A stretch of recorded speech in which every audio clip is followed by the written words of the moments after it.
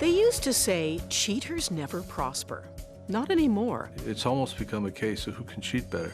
Schools are facing wired sneaks chasing A's at any cost, except apparently studying. It's a fraud against the kids who play by the rules. And you think parents are tut-tutting on the sidelines? The parent is emailing me and saying, can you write this essay for my kid, and here's my credit card. Kids may be the problem, but it sure doesn't start with them. Where the adults are in charge, there seems to be a lot of cheating. I'm Anne Marie McDonald, and this is Faking the Grade.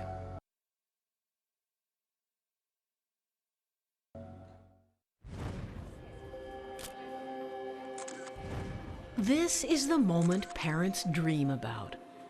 All those years of helping with homework, all that money spent on tuition and books have finally paid off. But wait till you see what some of our little darlings have been doing to get here. Cheat as much as you want. Cheat as much as you want. It'll only make you a better person.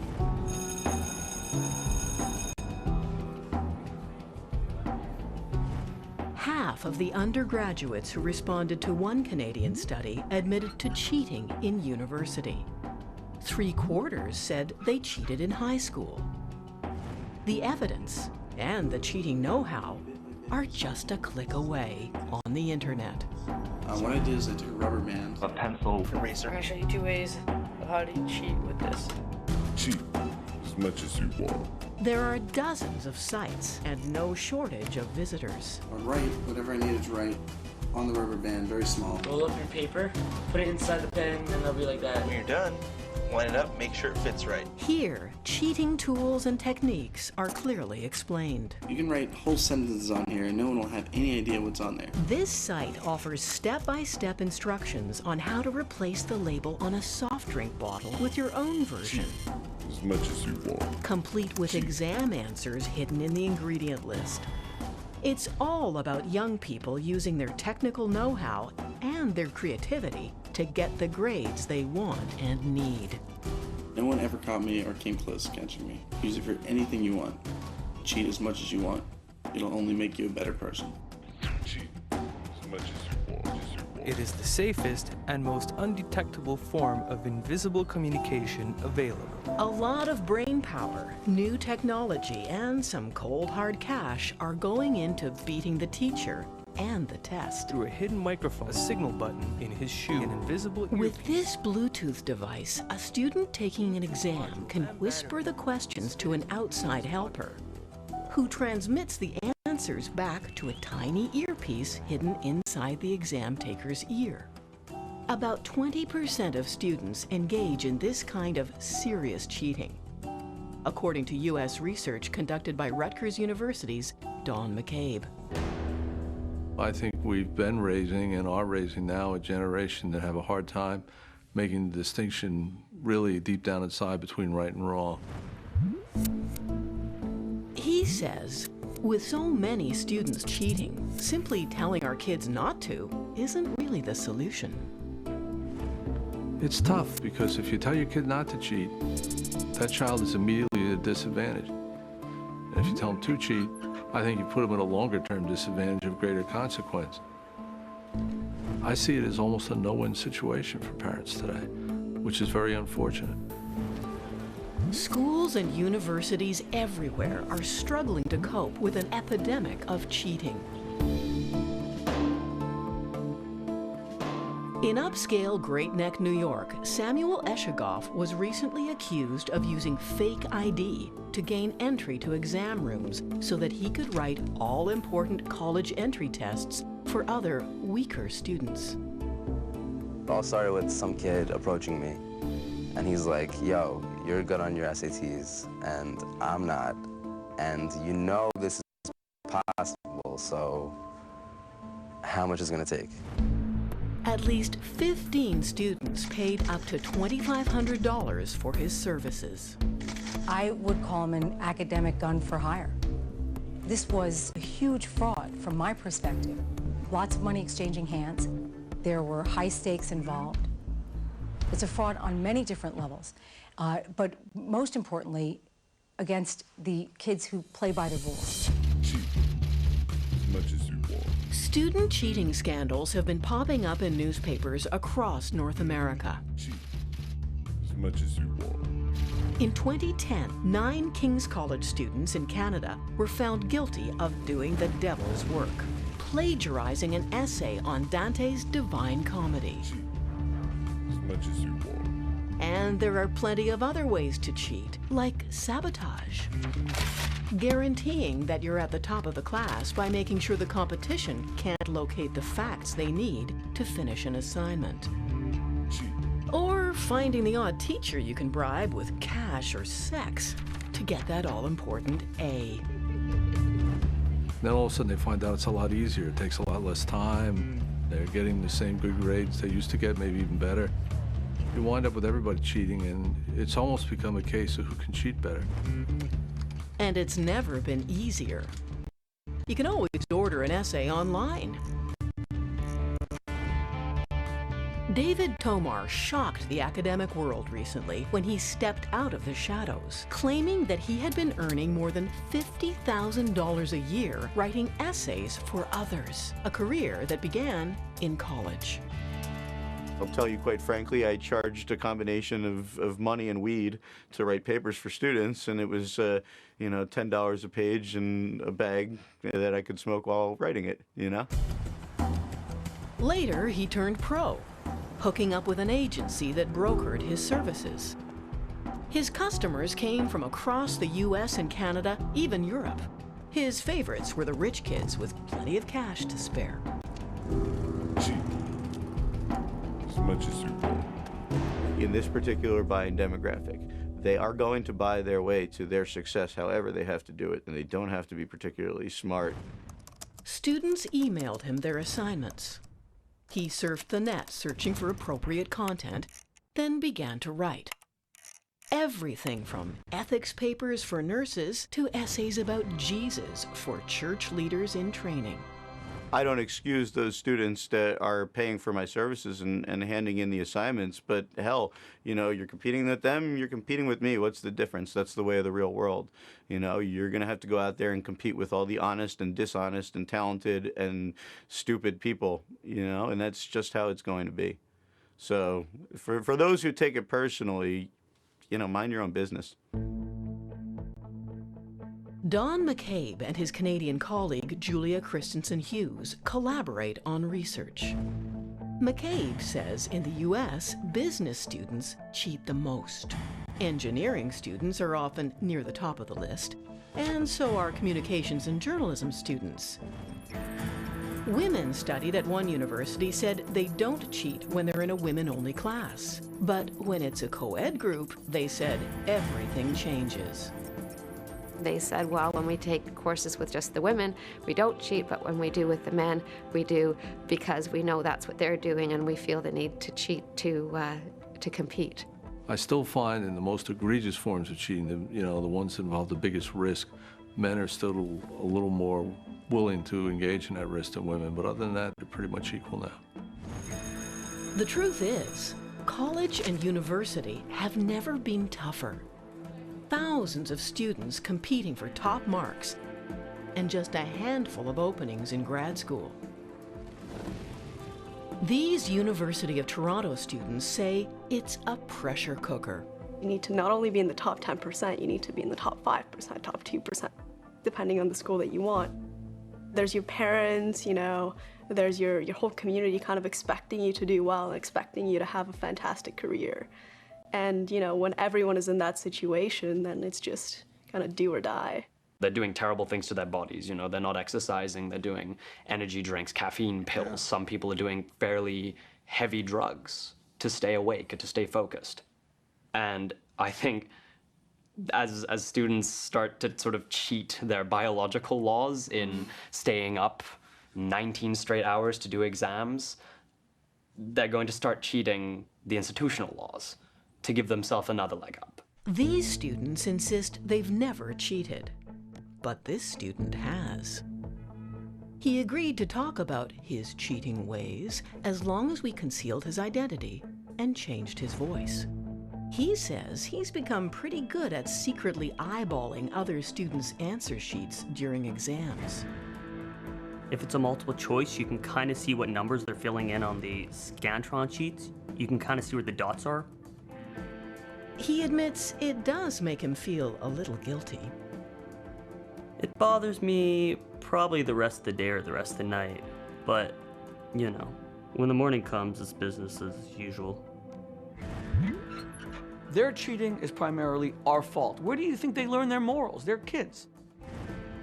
Shmuley Boteach is one of America's leading rabbis. He's a regular on the talk show circuit. He's an expert on relationships and parenting, and he used to counsel Michael Jackson. When it comes to kids, he's got street cred. He's got plenty of his own. What we value, they value. What we say is important, they'll determine as important. If they try to talk to you and you're looking at your BlackBerry, then you're giving this, the message that my business contacts mean more to me than you do. Well, and as they internalize that lack of attention, and as they internalize that neglect, they will also do anything to be successful in order to get attention. Because they also want to be loved. And what you're telling them is you're not loved for what you are, my child, my friend. You're loved for what you do, for your prosperity. And that's the insidious message that leads to dishonesty. Kids cheat when they believe that only success will get them love. And kids are honest when they believe that morality will get them love. This student believes his parents know he cheats. I think they'd understand for the most part, and they know there's a lot more pressure these days, so I think they'd be okay with it. It's one thing to look the other way when our kids are cheating. Quite another to help them. Bob Leonard is a retired New York cop. He sells covert surveillance and communications gear to corporations and security personnel. And he has another kind of customer. Students will come in, and sometimes with their parents, and they'll try to beat around the bush, so to speak, not to really tell me what they need. This is what they're looking for. This is an open mic. This will receive and transmit. One of those Bluetooth devices with a clandestine earpiece and a wireless connection to a hidden cell phone. We go over your head. Professional grade and perfect for cheating. This little item would go in your ear. The price? $900. And this would communicate to the Bluetooth. Bluetooth communicates to the telephone. But Bob refuses to sell them to students and their parents. I throw them out. Sooner or later I throw them out in a nice way. Sometimes not so nice. And for good reason, because there's evidence that students who start cheating in school will end up cheating as adults. We try to avoid those people if we can because of my recurring nightmare that I have. I help somebody cheat on a test to become a doctor, for instance, and lo and behold, one wild night in my life, I get wheeled into the emergency room. There's the doctor that had to cheat on the test. And he's my doctor. That's not good. Shadow scholar David Tomar says parents were only too willing to help their kids cheat. In other words, the parent is emailing me and saying, you know, my kid needs this, my kid needs that, and can you write this essay for my kid, and here's my credit card. He says we shouldn't be surprised. It's an investment. The outcome is a diploma. The outcome is a degree, and I don't know that the kid's parent is particularly worried about how much Junior learned in a class. So, you know, can hardly blame them for protecting their investment against a bad grade. I wish I could say that I'm surprised to hear that parents are paying for their kids to eavesdrop or have other people do their essays for them. I'm not surprised, because we are unfortunately not the most responsible generation of parents that has ever lived. We're a very loving generation, and in our mistaken understanding of love and in our all-out obsession to see our kids succeed, we're prepared to do really, really weird stuff. Okay, yeah. But the question is, what impact does all that weird stuff have on our kids? When you deprive your child of that feeling that they did this and they earned it and they deserve pride in their efforts, well, you've robbed them of happiness. They'll never be happy. But it seems like finding happiness isn't a priority anymore. The relentless pursuit of fame and fortune, obtained at any price, has taken its place. David Callahan is a senior fellow at Demos. a New York think tank, and the author of The Cheating Culture. Many young people feel that the way you get ahead is by cheating. Where do they get that idea from? They get that idea from watching the news, seeing what's going on in Wall Street, seeing what's going on in Major League Baseball and sports.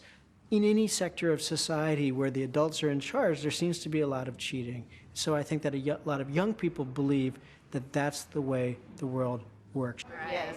These Georgia State students in America agree. A lot of my generation, they look up to these sports stars and these rap stars and music stars. And so what they see them doing, they're going to implement on their lives because they think, oh, he can do it, I can do it. I want to be like him. So let me go out, let me lie, let me cheat on my wife, let me do this and try to keep it undercover, but... Yeah, and then they think they'll get away with it more because they see them get away with it. So it affects our generation. Cheat. Cheat. Sometimes it seems like cheating and dishonesty are everywhere. Resigning from his position of dean. As much as you want. There's the Canadian Dean of Medicine who recently plagiarized part of a speech to medical school grads. And the 22 FBI officers and supervisors who were disciplined for cheating on an anti-terrorism exam. And meet Joe Matthews, Deputy Chief of Canada's Niagara Regional Police Service. He has the unappetizing job of explaining how several of his officers who were hoping to get promoted got leaked copies of a test. The bottom line is we recruit from the human race, and our officers are human. As I like to say, we don't employ robots. We expect honesty and integrity from them, but we're all subject to the same human frailties as everyone else. A lot of people say it's a dog-eat-dog world out there. Cheating has become a way to survive and win. Basically, right now, how the economy is at this moment, everybody wants to cheat. The government's not honest, and neither is anybody else. Honesty is probably the least valued moral that people have, and it's the most treasured thing that nobody has. Honesty, definitely, especially with my wife standing to my left. I'm definitely honest at all times. I worked at a recruiting firm for about 1.5 years, and it's all lying. Like, everyone is freaking lying through their teeth. Well, that's how it like, well, that's it. They're lying straight through their teeth. On their resumes? Yeah, their resumes, interview process, everything. People who should be enforcing the rules aren't enforcing the rules, whether it's colleges that aren't cracking down on cheating, the government that let all the cheating in Wall Street go on.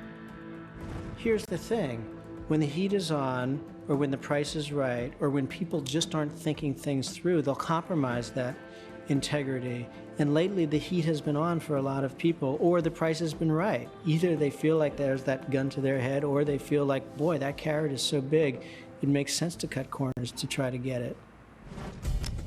When we return, a professional cheater weighs in on student cheating. What would I have done if I hadn't become a casino cheat? I would have taken people's SAT exams and charged a hefty price for it. And teachers take on the cheaters. It's a war out there. Let's keep this quiet because, quite frankly, I'm a teacher. I don't want to lose my job. The all-new 2014 Infiniti Q50 is driving the future. With an available 360 horsepower hybrid engine, it exhilarates, satisfying your need for power and intensity. Infiniti, inspired performance. Got kids? Over the next 25 years, Canada's oil sands could create over 800,000 new jobs across Canada in all sorts of fields. Learn more about Canada's energy at oilsandstoday.ca.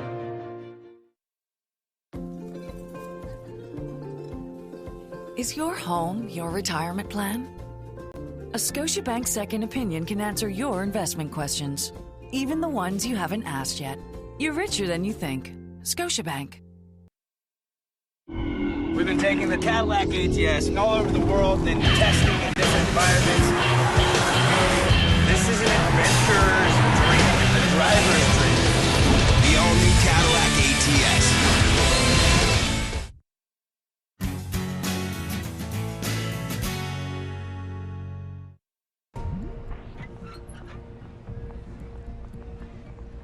So how do we pick a cheater out of a crowd?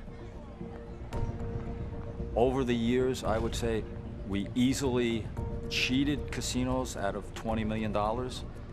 Richard Marcus knows firsthand what to look for. He's a professional casino cheat. At age 8, he says he was swindling other kids while trading baseball cards. And yes, he cheated in high school, where he also started gambling.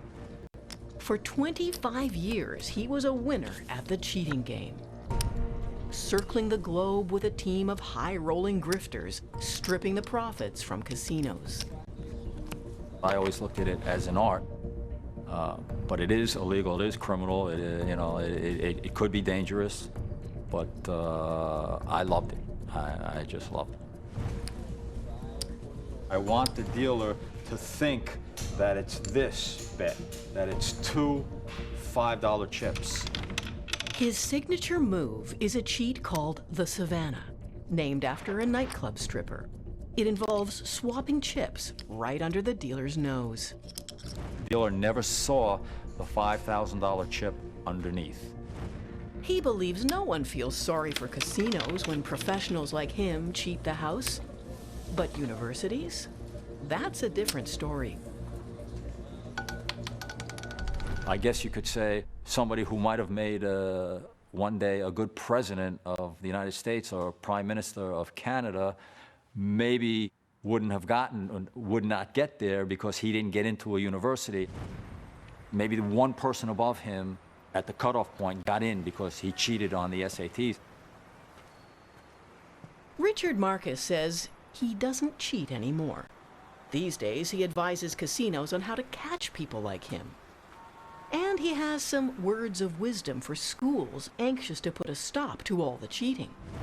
According to Marcus, it's important to remember that whether it's in the casino or the classroom, for those with a risk-taking personality, it's not just about getting the money or the good marks. The adrenaline thrill that you get after doing it and the casino pays you, the only thing I can tell you is it's better than sex. So is dishonesty simply a part of human nature? Something that can make us feel good? Something that can give us an advantage over others? In Boston, Massachusetts, at Harvard Business School, Francesca Gino has been observing our cheating ways. There are some people that looked at corporate corruption or unethical behavior in the workplace and in society more generally and said, well, it's just a matter of a few bad apples. And that's how we can explain dishonesty. And instead, this new view suggests that even good people can cross ethical boundaries because of very subtle forces. Dr. Gino says research is showing that when you're sleep-deprived or overworked, you're more likely to have an ethical slip. And be careful what you wear. When you put on fake designer clothes or jewelry, you may end up cheating. When people wear fake products, they feel fake themselves. So in a sense, they send themselves a signal that they're like a fraud, that they're inauthentic. And that carries on to their behavior, so they're more likely to cheat as well. And when we see our peers cheat, we're more likely to join in. The more people cheat, the more it seems normal to cheat. And the more it seems normal to cheat, the more other people feel like they should cheat just to keep up with the cheaters. It's easy to cheat, man. You might as well just do what is the easy road, I guess. That's what most people think, right? That guy did. Yeah. He told me about it. He said that he took financial accounting twice, and then he had classes with another girl in his same major, and they both cheated with each other because they took the same class, same professor, different hours, so same work. Is it true? Different student. Somewhat. If it weren't for cheating, I may not be standing here. I'd probably still be in high school right now. So I definitely use my... I definitely cheated. I cheated through high school. I guess I'm one of those kids. Have you ever cheated on anything in your life? Yes, I have. What did you School. What did you do? I did what I needed to do to get a better grade and graduate. Atlanta, Georgia was recently stunned by revelations about widespread classroom cheating. And this time, it wasn't the kids. Heather Vogel and Alan Judd are investigative reporters at the Atlanta Journal-Constitution. With the help of data analyst John Perry, in 2008, they started examining scores from statewide tests. The results from one Atlanta class caught their attention. There were 32 students in 5th grade who'd failed the math test the first time they'd taken it. Well, the second time they took it, not only did every single one pass, but they scored at the highest level possible. We did talk to one expert who explained to us that the odds of this happening naturally were like a snowstorm in Atlanta in July. So we knew there was something funny going on. The newspaper's reports, followed by an investigation launched by the governor, found that 178 teachers and administrators had been changing students' test scores to give the appearance of improved school performance. Money, jobs, and prestige were on the line. Teachers and principals were under intense pressure to erase the wrong answers on test sheets and replace them with the right ones. All of this supports the evidence that, given the right circumstances, most people can be convinced, or will convince themselves, to cheat. In Atlanta, some teachers allegedly got together over cocktails to fix the answers on students' test sheets. They would call them cheating parties or erasure parties. They apparently would get a pitcher of margaritas and a stack of papers and fix them. Shauna Hayes Tavares says her children were affected by the mark-changing scandal. I don't trust anything now, and so it's difficult to be in a school system where it's hard to trust teachers, principals, testing, grades. It's like I'm always questioning everything. Since that time, even before that time, I was that kind of parent, but since that time, I have become the parent from down under, and I don't mean Australia. Kind of coming more on the side, boy. I think that our whole society has become this cold, uncaring, no ethics. People just lie, cheat, steal. It doesn't matter. You can be CEOs and, of corporations. You can be teachers and principals of lying and cheating. I mean, it's like, where is the moral fabric here? There is none. This is something that we should consider as particularly worrisome. So even people that really care about morality, really care about honesty, should be aware of the fact that oftentimes there are forces that lead us astray and made us cheat. But that doesn't mean that most teachers don't care about cheating. It's the opposite when their life's work and their school's integrity are suddenly called into question. When you get into your labs this week, look at the person on your left side, look at the person on your right side. Statistically, one of them cheated on the exam. To say I'm disappointed is beyond comprehension. In this moment caught on video, Richard Quinn at the University of Central Florida confronts his students after discovering that 1/3 of them had got their hands on an advanced copy of an exam. He asked the offenders to confess and told the class that they'd all have to take a new exam. Don't ask me to do anything for you ever again.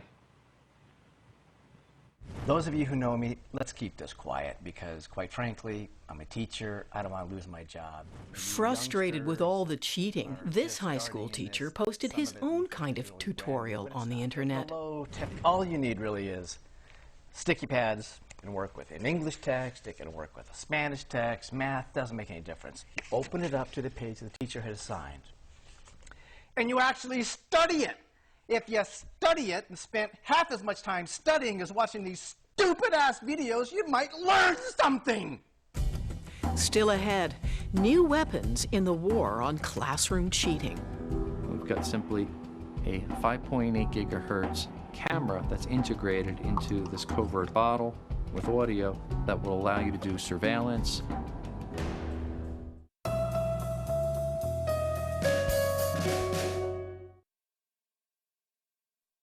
The all-new 2014 Infiniti Q50 is driving the future.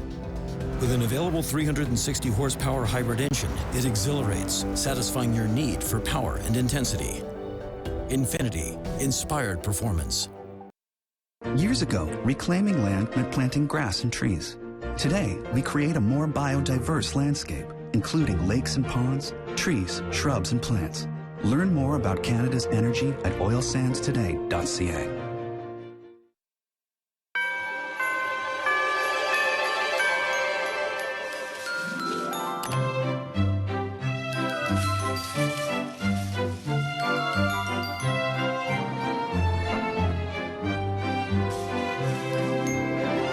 Every year at this time, Canada Post delivers more parcels and more gifts than anyone. Except, of course, you know who. Canada Post, delivering the online world. The all-new 2014 Infiniti Q50 is driving the future. With an available 360 horsepower hybrid engine, it exhilarates, satisfying your need for power and intensity. Infiniti, inspired performance.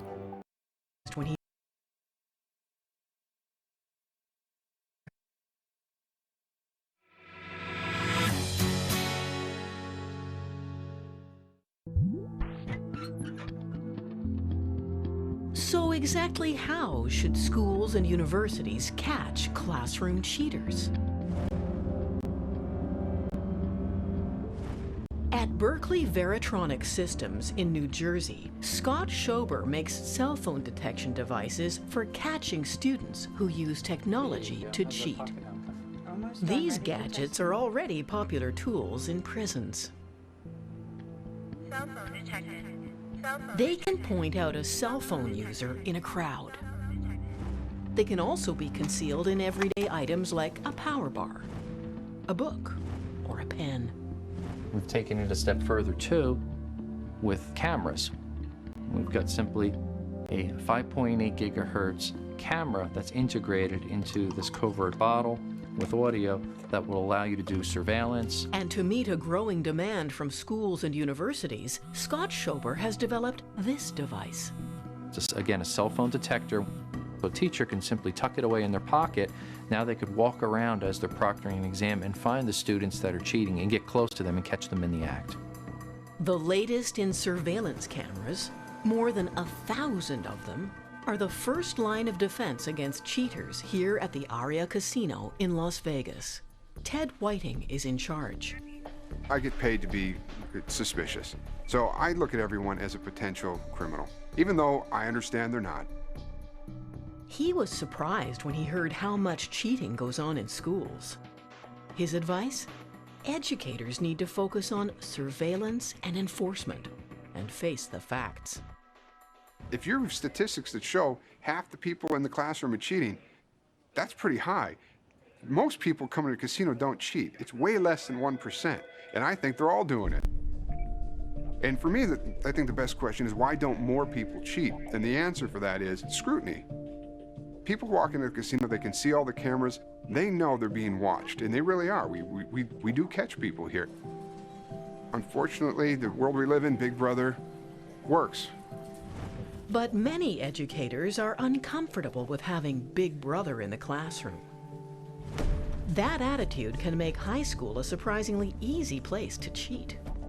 One Canadian university student told us that she used to ask for permission to go to the bathroom during English tests, but would then head straight to the library to look up the answers. And she was a regular smartphone cheater during biology exams. We've agreed to conceal her identity. Well, I'd actually pull up the browser and stick it right underneath the desk lips, so looks like I'm looking at the test. And then I'd kind of put my hand right up by my head to make it look like I was thinking, but I was actually just looking at the smartphone, reading the answers. But she swears she's given up her cheating ways now that she's a pre-med student. I mean, you don't want to have a doctor that cheated in university. This kind of cheating is obvious, and students report that they rarely get caught. Plagiarism is a different story. Some universities now use software like Turnitin.com to scan essays and papers for content that's actually someone else's work. Students say submitting your paper to one of those searches can be scary, especially for first-year students struggling to learn the rules about plagiarism. You feel like you're gambling a lot of the time. And only if there's a problem are you told anything. I have a number of friends who, in the moments before submitting something to Turnitin.com, have a panic attack because they suddenly are just scared that they might have missed something. Plagiarism is one of the most common kinds of academic misconduct. Students face complex rules about quoting or using ideas and words written by others.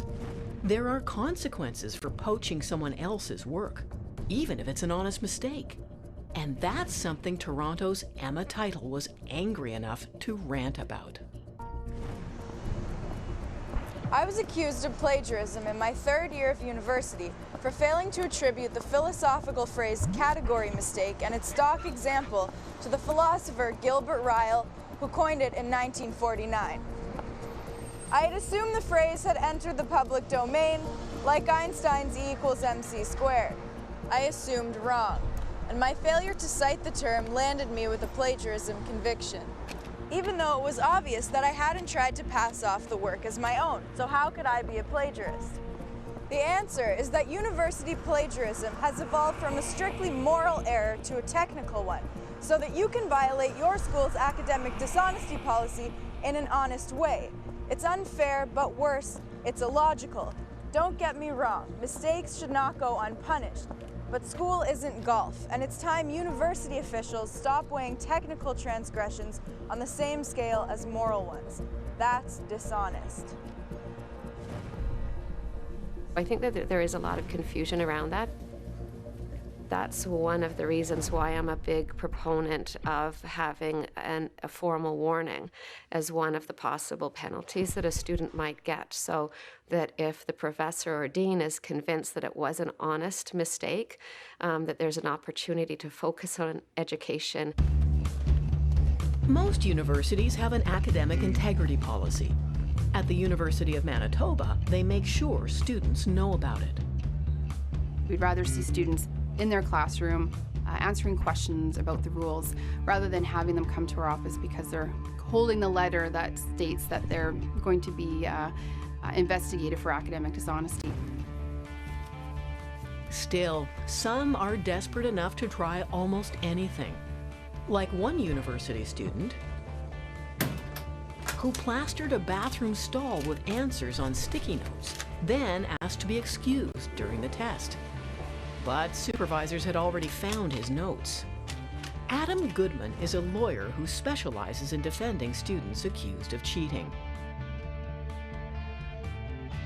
The exam might have been worth 35%, so his mark was reduced by double that. So his mark in the course would have been reduced by 70%, which obviously would have caused him to fail the course. And I think you know why we're here today. Students accused of cheating are often summoned to an exploratory meeting and questioned. More serious cases can end up in a formal tribunal. Adam Goodman says students need to recognize that it's a lot like a courtroom. We're looking for honesty here. Whatever they say is on the record, and their academic crimes may end up being recorded on their transcripts. And if you can imagine what a grad school or law school or medical school might say, seeing that, it might be the difference between a student being accepted to a program. There's a lot at stake, too, for honest students who don't cheat. It cheapens my degree, for starters, if people cheat, and it's not fair, and I think everybody should have an equal playing field. Academic integrity, it's the cornerstone of what we do here at the university. Oftentimes, though, for students, it's hard to make that connection between deciding to take a shortcut and how that undercuts the reputation of the university. When we return, well, let's start making them feel special for being honest. Cultivating a culture of honesty.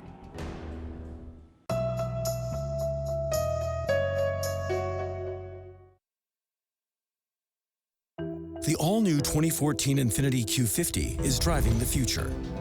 With an available 360 horsepower hybrid engine, it exhilarates, satisfying your need for power and intensity. Infiniti, inspired performance. Got kids? Over the next 25 years, Canada's oil sands could create over 800,000 new jobs across Canada in all sorts of fields. Learn more about Canada's energy at oilsandstoday.ca.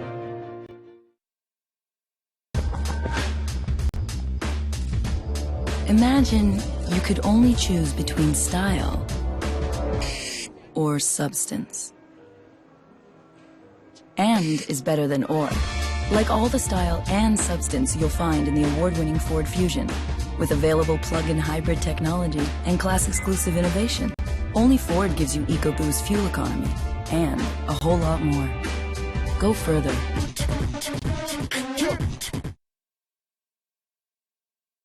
The all-new 2014 Infiniti Q50 is driving the future.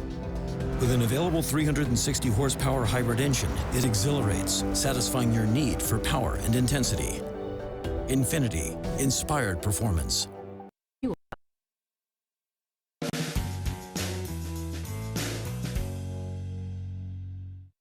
I'm the first of my mother's kids to graduate, and she's not gonna get to watch me graduate.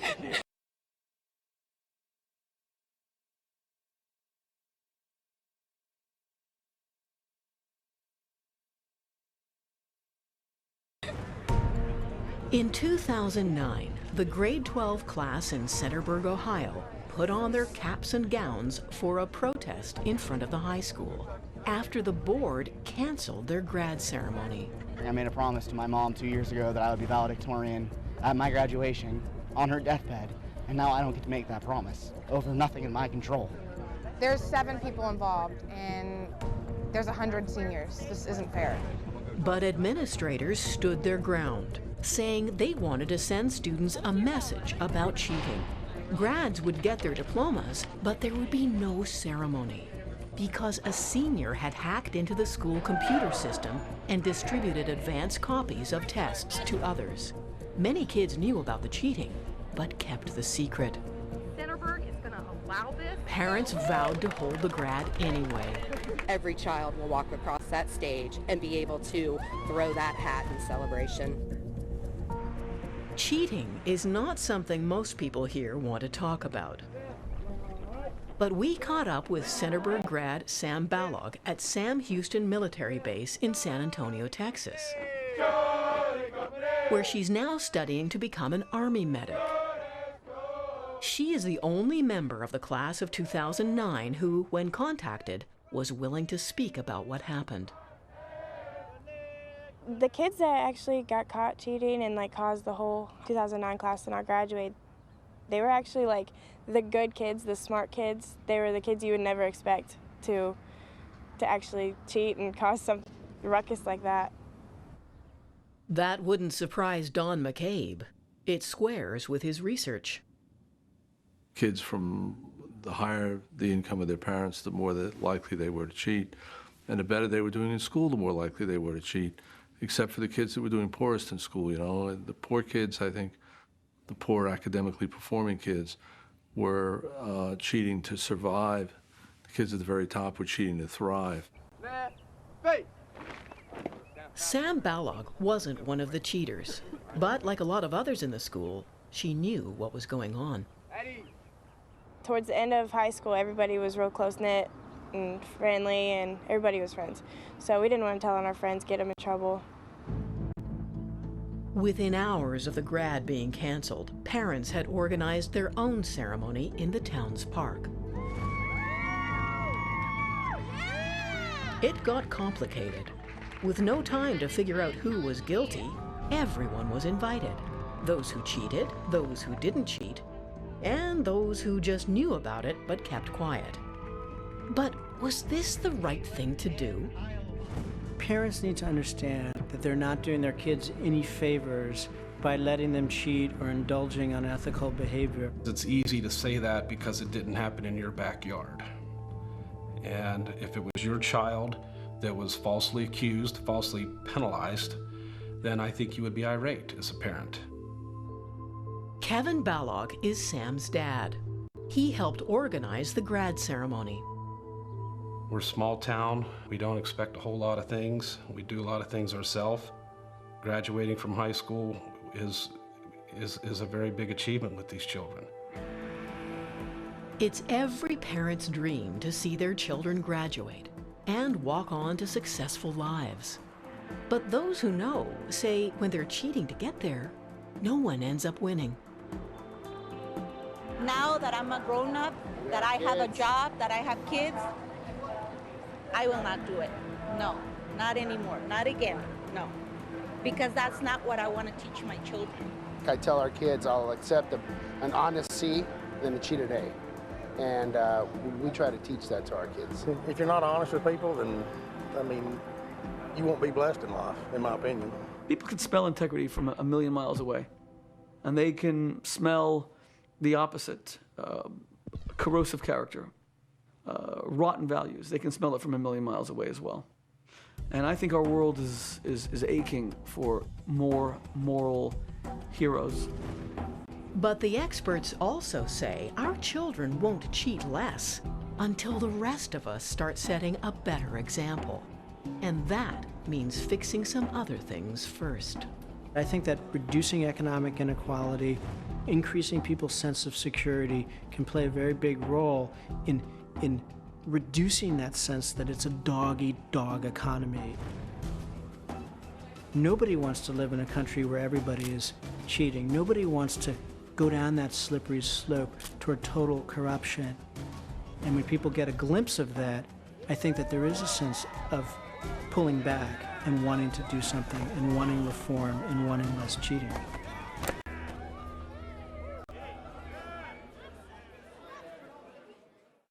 Next week, our acclaimed Love, Hate, and Propaganda series returns. This time, George Stroumboulopoulos zeroes in on the War on Terror. Our war on terror begins with Al-Qaeda. Every camera tells two stories. Every win hides a shadow. And only the Spinmeisters can claim success. Imagine a September 11 with weapons of mass destruction. In a lopsided war, PR is the great equalizer. Love, Hate, and Propaganda. The War on Terror. Coming soon on DocZone. Canadian convicts have always dreaded time in Kingston Pen above all else. You worked or you went to the hole. And with good reason. You gotta watch out for the little nut bars. Big guys will come at you, you can see it coming. DocZone goes inside just before the iron gates close for the last time. You know, live or die, it didn't matter. I was prepared to die. Tales from KP, coming soon on DocZone. I'm Anne-Marie McDonald. You can always watch our documentaries at cbc.ca/DocZone. Thanks for joining us.